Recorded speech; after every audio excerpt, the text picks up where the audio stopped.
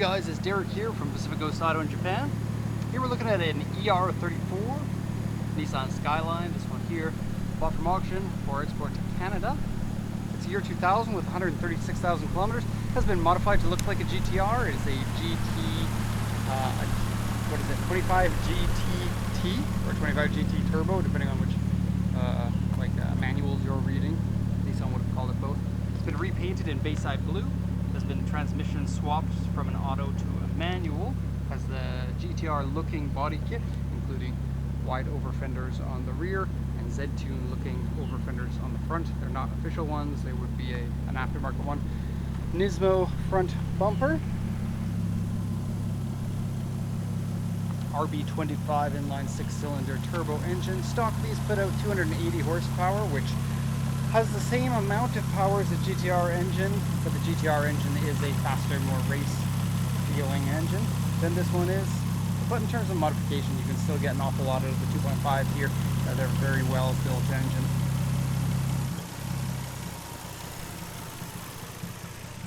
Just had a drop in idle there, I don't know why. Oh, it's an AC thing, the compressor was coming on. Now the battery is a little bit weak. I'm gonna turn this off. There you go, that's a turbo timer for you. It's kind of annoying. It keeps the engine running for 30 seconds or so that you don't leave hot oil in your turbo. Okay, so this is a post-purchase inspection video. I'm just going to show the condition of the vehicle, compare it to the auction inspection sheet, which is up here. I'll read that for you from Japanese and I'll turn it into English. Okay, so looking in here, the oil and the coolant look okay. We have the aftermarket air filter here. If you look down here, you can only see heat shielding, so you can't actually see the turbo to see if it is an aftermarket one. It might be. Sometimes you get aftermarket turbos, and the seller doesn't even know what they have. It's an original strut tower brace on there. A little bit of suspension strut rust that just started, and they painted over a little bit to prevent it from spreading. This is far less than your average one, I guess, and this is a known weak point on these cars. Yeah, there's a little bit there too. This little box here is damper adjusting, done electronically. So there's a little display inside the car, and you can change your dampening front and rear on the suspension through the electronic controls instead of coming out here and twisting it with your fingers. So on the fly, you can change it like, I'm a little bit hard today, I'm gonna go a little bit softer. Beep, beep, beep, beep, beep, beep.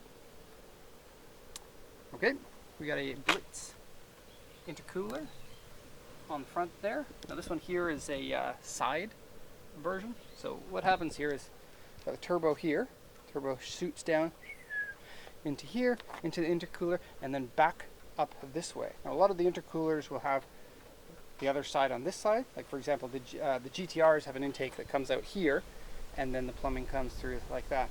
This one here, I guess for packaging, from the turbo goes out there, comes back here, and then across the engine there. So I guess a little bit different. I don't know, is that interesting? Maybe not. Okay, just gonna lower the hood here. It has been repainted. You could get these original in Bayside blue. GTRs are pretty easy to get in Bayside blue if you've got tons and tons of money, but the GTS-T is not many of them were painted in this color. And as far as I know, there's only this car, the Stagia, and the GTR that were painted in Bayside blue. And it looks great. Now, you can like the wheels if you like. I don't like them. I personally don't like the design. I don't think they match this car, and I think the tires are far too stretched in order to look good. Got a car coming up from behind, so I'm just gonna scooch over here, and you can see the angry eyes. Watch out, guys! See this in the rearview mirror? It's like, wow, a GTR! Look out! I think this one's gonna be going to Canada, waiting there for 5 years to be a daily driver, and then going off to the USA when it's legal there. It's, I guess, these started in '99, this is the year 2000, so after the first year these are still going to be popular in the USA. Let's go ahead and translate this now. It's an auction grade R because it's been in an accident, interior grade C, and of course this is all information that you know before you buy the car. Color changed to blue, 131,956 kilometers, and because there are a lot of notes here for modifications and damages, I'm going to be a little bit quick here. So aftermarket 18-inch wheels. They're not an expensive wheel. It's I believe it's XXR. Turbo timer, Blitz adjustable suspension with the DSC4, and that allows you to adjust the dampening. Original 3 gauges on the interior. What is this? A clear wing clear winker is white signal lenses instead of your regular orange. Okay, GTR type aero parts for front, side, and rear. Urus type rear, Urus type R fenders, front and rear. B&R 34 GTR type rear spoiler. Now I say type because it's not an actual one. It's actually a little bit saggy, and that's what I've seen on every one of these GTR looking spoilers, is they are a bit saggy in the middle. They're still adjustable, but they're not, and let me just show you this. It's adjustable by hand. you can just turn it. So you'll probably have to mock up something if you really care, but I guess it's mostly for looks than anything else. Okay, B&R 34, got that. Blitz intercooler, Kakimoto exhaust, original automatic, changed to a 5-speed aftermarket clutch. It's not impossible to drive, and so I think it's well suited for this car. Aftermarket air filter, steering wheel is aftermarket.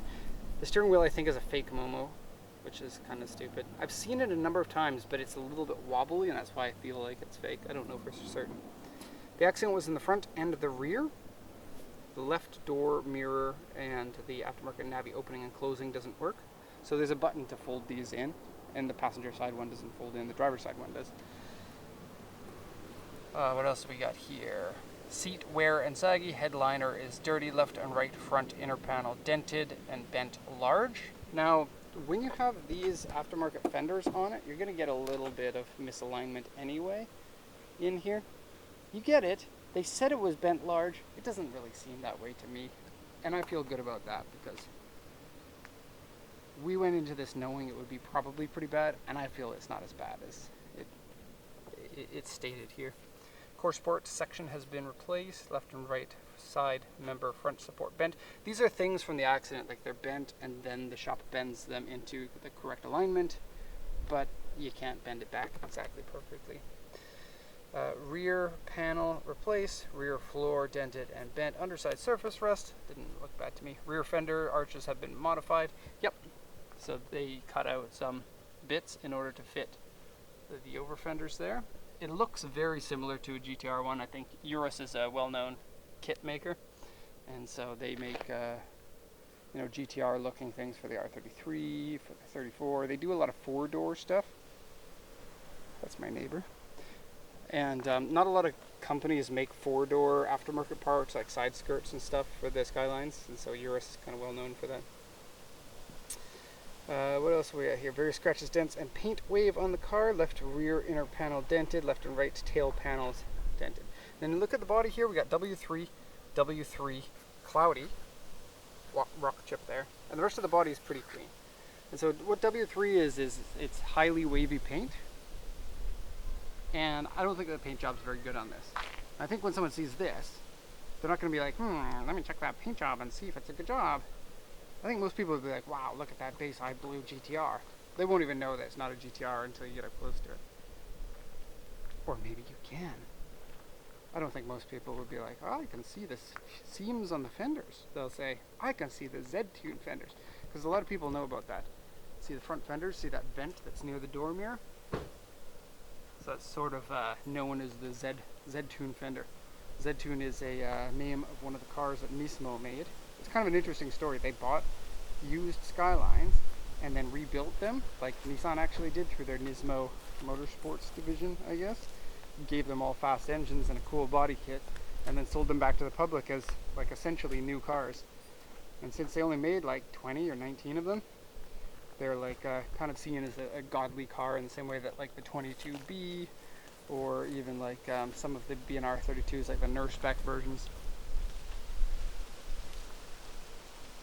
Okay, so some details here. This is an aftermarket front bumper, not a real Nismo one by the looks of it. It's not a 2-part, and so typically you would have the bumper and then a removable lip. This is actually molded all together. Okay, headlights are not the original ones, they're aftermarket ones, and they have these halos in them that are like partial halos. They actually look really cool. You may have seen them when the car first started. There's no way to turn them off, unfortunately. Or fortunately, I mean, they're a really good look, in my opinion. Got some cloudiness in the headlight here, as the auction sheet mentioned. There's a little bit of peeling up here. This is an aftermarket hood. And then look at this. There's this lip piece here meant to emulate the front face of a GTR. It uses like the regular GTST hood, but the GTR hoods are taller and they look differently. So there's a little lift piece to make it look more like a GTR. Okay, stance. I don't like it. I don't like it. I don't like tires that are stretched this much. This is a 10.5-inch wide wheel, and a 10.5. You want to use like a 245 to a 265, maybe a 285, somewhere in there. These are 225 on a 10.5-inch wide. Even 245 is stretched a lot. They have aftermarket nuts in them. They barely pass the stock brake calipers, and a few scratches on them here and there. But yeah, the tire should go more up here instead of in. Stretch tire. Although I don't think it's too dangerous. Our employee Mike had a tire fall off of a rim once on a car, and since then he's like, oh, I don't like it. So the body's looking pretty good all the way around. If you look at it like this, this is a sticker-on style. It's not actually screwed in. Okay. These might be aftermarket taillights. I don't even know. Okay, Kakimoto exhaust. GTR looking rear bumper, GTR looking rear spoiler. It's cool. It's a really, really good looking car. And the GTRs, at the moment of shooting this, GTRs are increasing in price, but they're about $50,000 US. Only 10 years ago, they were about half that for the same condition car. And so in another 5 years, when this is legal for the USA, GTRs may be touching 100,000. They made very few of the R34 GTRs, so the people who want them can get them, leaving a lot of people who want them not able to get them. And that means, you can see some of the W3 there, maybe you can. That means prices will go up, and I think 100,000 is pretty easy in the next 5 years, judging by how quickly they're going up and how few of them there are left. Leaving the 25 GTT, this one, it's also raising in price. And most of the Skyline people are easier to afford a car like this compared to the real GTRs. And so I think it's a good idea to buy one of these before they're legal for the USA, drive it, and then send it to them. That's good thinking. Okay, so let's take this out because that's annoying. We got a few aftermarket things. I think these floor mats aren't the original ones. They are original Skyline floor mats, but I think that they are not from this car, I believe. I could be wrong about that. This is definitely aftermarket. This panel piece here, this panel piece here. You can see the side skirts have been screwed in aftermarket style. Right there. And there. Seats are pretty good. There's a cigarette burn there. It doesn't smell like cigarettes inside. This part here is saggy. You probably can't see it very well with the sun there on the seat.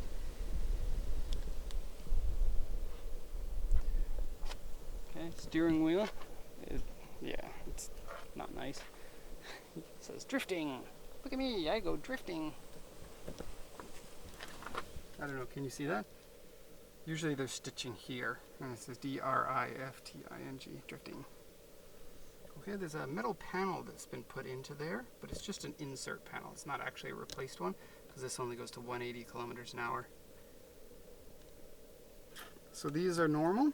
This is your boost, your oil temperature, and your battery. This is for controlling your suspension. This section here has been rewrapped, and very poorly. Some scratches in this area and this area. A shift knob that looks like a Type R, like a DC2 Type R. Okay. I could be wrong about those floor mats. Are those original? Wires. Lots of wires. That's a toll collection box. This one here is a turbo timer, and that is the Blitz adjustable suspension command center box. Mystery switch. Battery's dead. It needs to be replaced. Some holes here. The real Z2 fenders authentically work. They act as a vent out of the hood. They have a number of holes that go along here, and then it vents out here. That one there actually doesn't have those holes. It just has a vent piece there. I know because we have exported a car with the real Z2 fenders, which you could buy from Nismo which you can't buy anymore. I don't know how long they sold them for, but yeah, there are plenty of pretty amazing cars here in Japan, and we've been lucky enough to export a number of them. 700, 800, 1,000 horsepower cars. Thing is, once you have the experience driving them, that was a mosquito. They're not as fun to drive as a 300 or less horsepower car, in my opinion. So, all those people who love the idea of 1,000 horsepower Skyline because it's gonna go fast, it's probably not a fun car to drive. That's my experience, at least. Okay, so there we have it. If you have any questions, you can check out our website. You can post them in the comment section, whatever you want to do. Otherwise, thank you so much for watching my video, and have a nice day.